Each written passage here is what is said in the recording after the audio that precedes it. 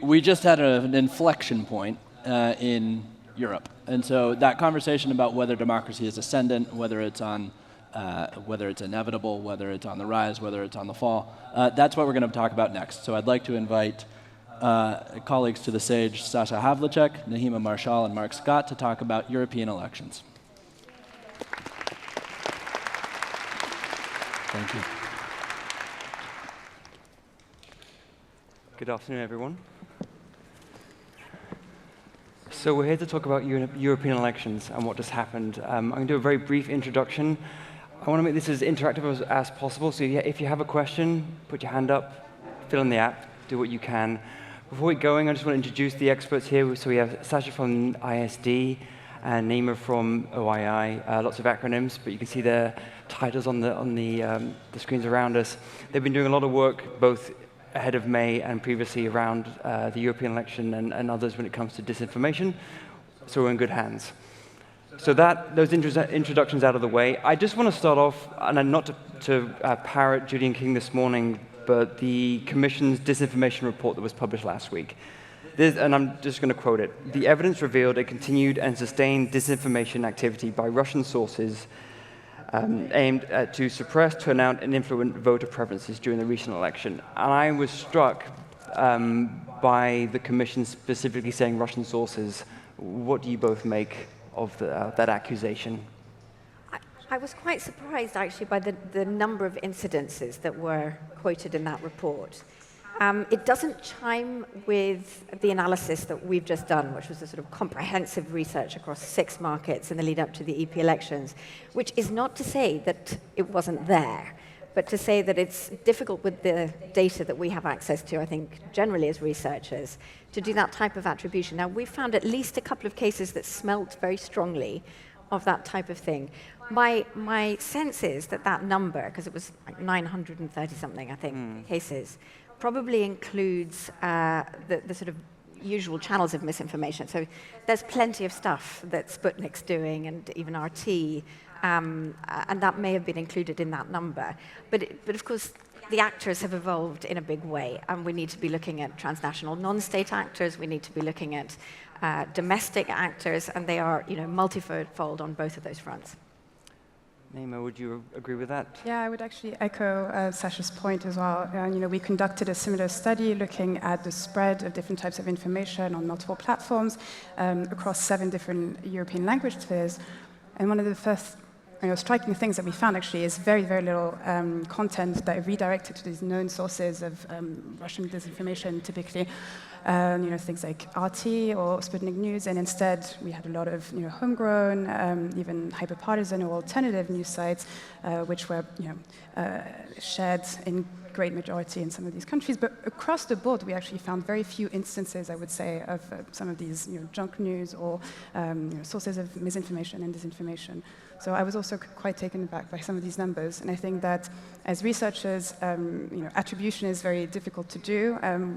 And even Facebook here earlier was talking about some of the challenges that they face themselves in being able to say definitely who the kind of actors behind some of these operations might be.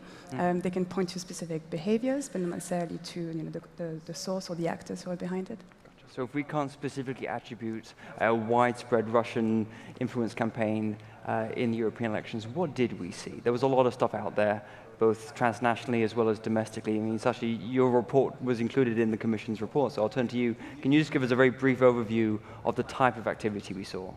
Yes, I mean, I think that there's been an evolution of the actors, of the tactics, and of the targets in a way, or maybe just it's a much more complex picture maybe than what we had talked about in 2016 and looked for, and I think much media has been looking for hostile foreign state interventions and at fakery of content, fakery of distribution mechanisms. And in reality, we see in that tactical space something much more complex and nuanced happening. Less sort of outright fakery. I'd say the sort of manipulation often of credible sources of information and information that's essentially not fake, not false, not true, but to paint a picture used out of context. certainly manipulate it. And in a way, to tell a tale, I see it as a sort of transition from information warfare to narrative, sort of aggressive narrative competition or narrative warfare. And you see that dynamic really quite consistently across elections, but also beyond them, mobilize around a kind of culture war dynamic, around key policy wedge issues that are the sort of favorite policy issues for the authoritarian nationalists.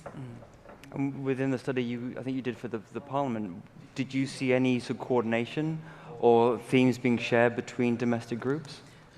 So, if we think about misinformation in terms of the message, the messenger, and the distribution channels, I would say that we looked more at the content than the distribution channels. And indeed, I would again echo Sasha's point in saying that we've been doing this now for quite a few years, and we've done it across a number of elections. And I think one of the striking things in the context of the EP elections is that the nature, essentially, of some of the problematic or low-quality information and content that we saw in circulation had changed a lot. And in fact, there was a lot of hybrid content. So sources that were not, as you were saying, necessarily diffusing, downright false information, but who might have very selectively been reporting on true stories that presented a very one-sided narrative about specific political or social issues. And so I think what we have at play there is an attempt, essentially, to tap into people's emotions, but also try to validate or either amplify a certain type of worldview, as opposed to demeaning or derogating specific candidates, for example, in the context of the election. A lot of thematically of the content that we saw was revolving around migration, typically, some about climate change. During our data collection period, the Notre Dame fire happened, and so that was a very clear example, I think, of an event where all sorts of associations can be made. There was hints, essentially, that the fire had been plotted by Islamic terrorists, et cetera, et cetera. So there is definitely a qualitative, I think, shift when it comes to the messaging, at least, that we've observed since 2016. But it isn't to say that there wasn't inorganic, inauthentic, coordinated activity happening. And actually, we did find a few cases in every one of the markets that we were looking at, and there were other research organizations that did the same. It's just that the quantity of that, the availability, the ease with which we were able to come across this and sort of identify that was lesser than in previous election cycles. But there was plenty of that. And so there is still a question around just these sort of bad behaviors that the companies are looking out for. They're doing a much better job, but it's certainly not a done deal.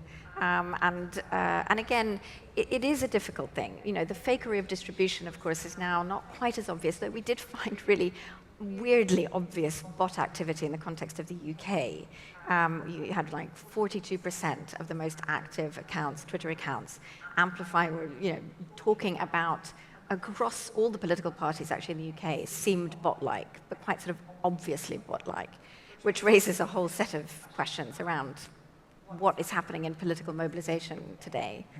So there was some of that, but it's less of that. It's more fake accounts, the stuff that's going to be harder to sock puppet accounts. All of those sorts of things were seemingly happening quite a bit. But where do you draw the line here, though? Because as much as the Notre Dame fire misinformation, obviously, disinformation was quite severe, but there's a gray area there where it's politicized speech, maybe speech we don't agree with, but for the far left, the far right, taking a point of view, legitimately getting their point across. Where, as researchers, do you see the line between that and the outright and quite sort of dangerous activity, say, around the Notre Dame fire? Where do you draw the line there? Well, firstly, there's a whole lot of hate speech. I mean, hate speech that would be defined as illegal in if it was offline, countries. yes. Offline and online. It is, in fact, illegal online as well. It's just that, we have difficulties applying existing laws online, and this is a challenge for policymakers, for governments, for law enforcement, for courts today. We need to be upskilling our entire systems in order to be able to deal with something. We saw plenty of harassment. It's also illegal in most of these contexts. Defamation, plenty of that stuff. So there's illegal content that needs to be addressed. But of course, there's a bigger question around this sort of nasty, politicized, hyper-partisan, what do we do with it? I think one of the issues there is to look beyond content, beyond behaviors, at sort of the structural issues on the platforms in relation to how they might amplify inorganically that type of content. So, we know that we end up in these spaces, unbeknownst to us, often, and that tilting of, if you like, it isn't a neutral playing field. So I would say policy needs to head beyond content moderation and regulation, beyond just looking at cyber, hygiene on the platforms in terms of behaviors, and really start to look at that sort of distortive structural dynamic on the platforms. Yeah. Absolutely. I think as well we tend to, and understandably, look a lot to the East. We're looking for specific actors, specific boogeyman, and I think it's also, high time that we start looking west, that we start looking, you're talking about the structural linkages that exist between, and we know that there are some between the far right in the United States and the one in Europe, and, we tend to focus on these themes because there is a lot of coordination that exists within certain parties, in effecting an efficacious social media strategy, and actually reaching the kind of constituency and voters that they want to touch. Does that constitute in and out of itself problematic activity? That's a question that I think that we'll want to be asking. Yeah. I think we need to be having a broader, more sophisticated understanding of what we mean by threat. There's a number of things and ways in which digital tools and social media are used by political actors that, on the one hand, can bolster the incredible powers of social media to reach constituents, to form transnational, essentially, movements and linkages. Sometimes it might be of either political volitions, different sides of the political spectrum. Is that problematic in and of itself? But I think understanding the first step in that is understanding the underlying structures and the way in which these collaborations happen. So I want to get onto that because I want to focus on the next steps. Final question just around the European elections, though. Compared to other parts of the world, Europe has gone the farthest, or one of the farthest, when it comes to content moderation and asking the platforms to do things. Code of practice, so some of the member states are moving forward. Now we are almost a month after the election. Do you think those policy recommendations, policy practices worked, were successful? I think we should welcome the fact that there was so much preparedness ahead of the EU parliamentary elections. I think you're actually in Politico who said it was the most hackable one, and there's tons of initiatives that should definitely be lauded for their somewhat effectiveness. But we should also think about, I think, the specificity of the EP elections and how representative or not it might be of a threat that is one continuing. And that is ongoing and never pauses. Attempts to manipulate public opinion or to, engage in specific targetings or things like voter suppressions or changing people's political beliefs are always going to be part of the political cycle before, during, and after elections. And the European elections are not only, despite the great turnout this year, not the most popular ones. They're extremely complex. They're pan-European, different countries. It's a proportional vote as opposed to a national one, and it's focused around parties as opposed to candidates. So all of that means that it was harder to try to sway the election in one way or another. It was harder to attack specific personalities, I think. And so, we need to remind ourselves of that, I think, as we take stock as well of the efforts. That it was a very specific election. We should definitely welcome the efforts and the steps that have been taken ahead of it, but it doesn't mean that we should slack, and think that it's all solved. And there were, specific pieces that were, challenging, and there were plenty of teething problems with the ads libraries, the political ads and the issue-based ads libraries. We were, looking at that. They got set up quite late. Understandably, it's a big project. Many countries, many languages, and so on. But we found, it's designed in a highly user-friendly way. It's problematic. I mean, it captured. There were loads of false positives, but there were also, obvious omissions in terms of political advertising that didn't get in there, that should have been in there. Stuff, in the end, that gets commercialized in the wrong way. And, stuff that needs fixing still. So when you forward one of these, It's no longer a political ad. It no longer it's no longer a political ad, which I think is particularly problematic because, as we know, people are more likely to sort of accept as truth stuff coming from their peer group. So those things need working out. But of course, it's right. I mean, it's all going in the right direction, and I think the code of practice is a really important step. It's a collaborative step. More needs to be done, of course, between institutions and the companies. But more does need to happen. Okay, so if more does need to happen, and it's, as you said, not the only election that's going to happen in either Europe or the rest of the world this year, what do we do? I mean, if we're looking at a hybrid domestic-foreign actor mix where they're sharing tactics, sharing themes, maybe coordinated, maybe not, the platform is a relatively big black box. What can be done? What are some concrete next steps that recommendations you would give to any policymaker? As you're saying, it's a multi-headed threat. It's there's tons of efforts that are being made by fantastic organizations, some private ones, some public ones, some academic ones. And I think one of the key things actually moving forward is to try and instill some kind of coordination as well between the different actors who are reporting on these things, because ultimately, we are informing the public, we are informing the policymakers, and it's also partly our job essentially to make sure that we have laid the theoretical groundwork for people to understand exactly the different kinds of threats, the different kinds of issues that we're talking about. Not all information operations are made equal. On the one hand, we might be talking about governments, we might be talking about civil society. Some of the people that are attacked are individuals. And so I think working together, not just pass each other to further essentially our understanding and the refinement of how we understand these issues, I think is going to be key, moving forward, and also moving beyond elections. Sorry. I mean, I couldn't agree more. I think the big gap right now is that, just in terms of our approach to this space, is that many actors, many of the sort of international institutional actors set up to look at these issues are looking at the issue in a limited way. So they're looking, again, primarily for hostile state actors and specific ones. And they're limited in terms of what they are able to really deep dive research. You have certain organizations then going beyond that. The connecting of the dots, essentially, as you were saying, I mean, the actors are very diverse. You have transnational non-state actors, a whole combination of, right now, I mean, just with the European parliamentary elections, American special interests, religious groups, the international alt-right, and their sort of European equivalents.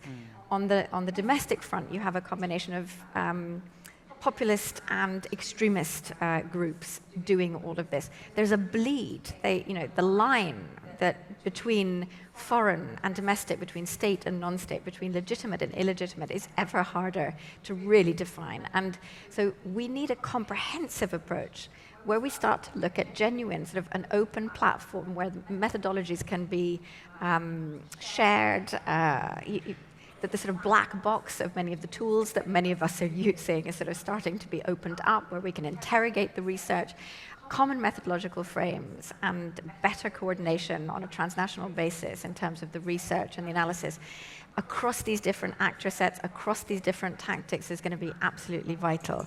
But again, just in terms of the companies, I do think that we are going to be seeing over the forthcoming period, certainly in the UK with the white paper on digital harms, a move in the direction, again, moving beyond just the content moderation conversation to some of the structural issues, and data will be at the heart of that. Data in a number of ways. We need the data. Somebody needs to have access to the data. Third-party verification, review, of what has actually happened during these elections, and I hope real-time in future electoral cycles, but also across these sort of issue areas of campaigning that we see, is going to be vital. And some system needs to be established for that to happen. I mean, just for balance, and I presume our Facebook colleagues are going to say this when the Q&A starts, that the platforms do say for privacy reasons they can't share the data at this moment, but if we believe that or not, that's another question, but that is the answer they give. I know we have a couple minutes left before we open up to Q&A, so please get your questions ready. I suppose my question comes down to the platforms themselves. Do you think they're doing enough when it comes to not only just providing data, but also clamping down on fake accounts, providing transparency to policymakers, to researchers. They're playing a very big role in this. I think it is important to acknowledge, some of the laudable efforts that are being made by platforms from, increased collaborations with researchers and also a number of initiatives that they've put together, from election integrity initiatives and the likes. However, as a social scientist, I take issue with the fact that platforms tend to think of misinformation still as a design problem. Something that can have technological solutions where you can A/B test essentially the effectiveness of various techniques, and that ultimately social scientists are only given data after the fact, to be able to play around with and see what's going on. But we're not brought into the conversation ahead of time to help inform the design processes. Like if you're going to try to, implement something like flagging posts or trying to counter essentially the reasons why people might be sharing or engaging in certain types of behavior, we need to have a deep understanding of why people are engaging in these types of behavior in the first place. I often hear from platforms as well that content is not the same thing as behavior. People might be engaging in certain types of behavior, notwithstanding the fact that the content is polarizing. Again, social scientists and people who have a deeper understanding of those precise questions, I think, need to be brought in, and be in conversations with platforms as they develop these efforts. I totally agree. I just add one thing, which is that often the policies of the platforms are applied somewhat sketchily across different geographies. And I would just say there is a real need to look at some of the less watched environments in which these things are happening. Of course, across the board, all the harms, we do work across all these issues from terrorist and extremist content, hate speech, through to the misinformation space. And it's just very variable. And where there is a lot of spotlight and media and public and policy attention, the record is better. And we haven't even got into end-to-end encrypted messaging and WhatsApp, etc. I think we'll be back, won't it? We have about 9 minutes left. I would love to open up to some Q&A. The gentleman here at the front, if there's a mic. Could you stand up and say where you're from, please? Hey there. All right. I'm from Switzerland. Hello. I'm a reporter for Das Magazin in Zurich. And I work on disinformation. And so we're speaking about threats and the domestic front and information warfare. And how big is that threat? So I've done a bit of historic research trying to quantify the effect of historic disinformation, like in the 60s and 70s. Like the researchers that I spoke to, like Douglas Selvage, doing research about Stasi disinformation campaign, they're like, the effect was almost nothing.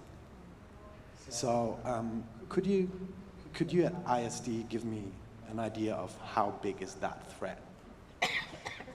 So it's impossible for us to know, again, because we don't have two things. We don't have a view under the bonnet in terms of what's actually happening, what's reaching who internationally on and across these platforms. We just don't have visibility on that. And I would say, just a word of caution, because thankfully, the world online is not a mirror of the world offline. And in fact, we did see, for instance, that the absolutely hyperactive engagement and activity of populist parties, just on Facebook, for instance, in relation to all other political parties in the lead up to the elections, wasn't in the end reflected in electoral outcomes. And so, this is a much, much more complex picture in terms of causality than just one source and one medium and so on. We need to take that wider ecosystem into perspective. But I would say things have changed because of the nature of this, our information revolution. The potential to draw people into worlds that convince them. And again, it's this sort of question in my mind of the extent to which we are inorganically, in a sense, pushed information and content. We end up in ecosystems which are closed as a result of the data usage, ad tech marketing, and sort of algorithmic design of these platforms. And I think that those iterative spaces, I think, can be vastly influential. But there needs to be more research in terms of the sort of cognitive impact of all of that. We don't yet really understand it, I think, altogether. Thank you so much for your question. Gentleman over here, can you say where you're from, please? My name is Brady Hills. I'm with the International Republican Institute. My question is, I've been to many of these conferences over the last few years, and we always seem to be focusing on the supply side. And it's always about how we can fight back against the Russians or whoever the boogeyman is that we want to talk about, or how the platforms can do more to give us information to understand the spread of disinformation. And to me, the question is, I guess, to you guys is, are we not being inefficient in this, and we should be spending maybe more funds and more of our research on the demand side? Why are people drawn to this?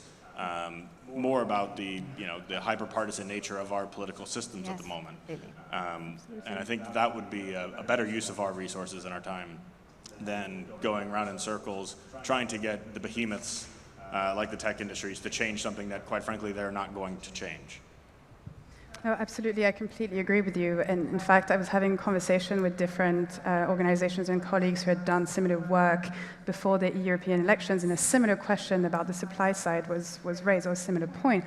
And I think that's absolutely right. And what this indicates is that we maybe should move away from, doing things that are pure data exploration, essentially, and trying to tease out, what's going on from looking at the situation, to asking questions that are more theory-driven. And as you're saying, it's like, why do people engage with these types of information in the first place?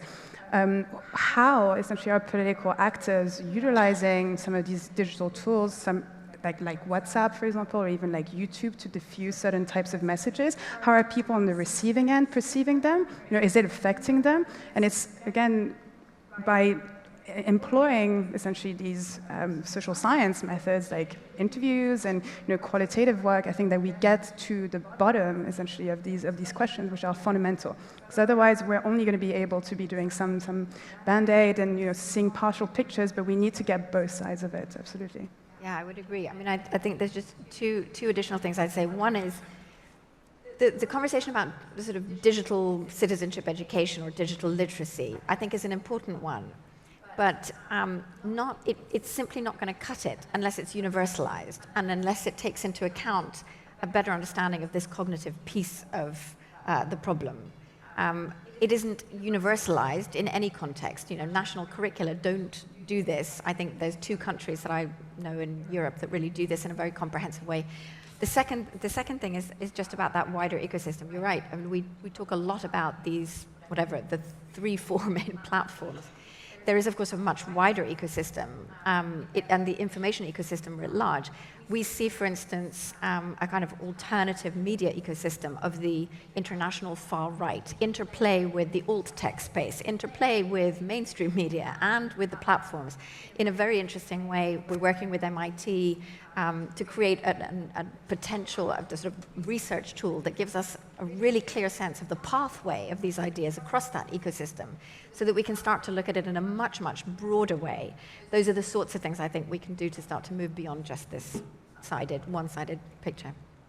I would also add cynically that politicians like to blame other people, and therefore blaming a tech company rather than blaming political parties and their own actions might be what it also might be going on.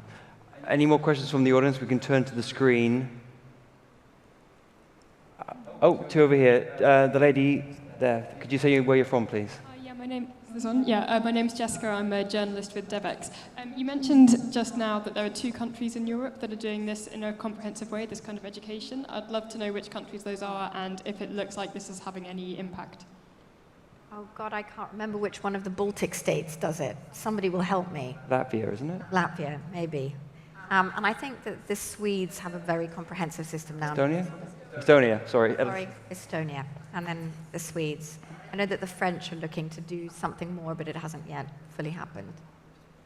I know we have a minute left. The gentleman over here, can you see where you're from, please? Thank you.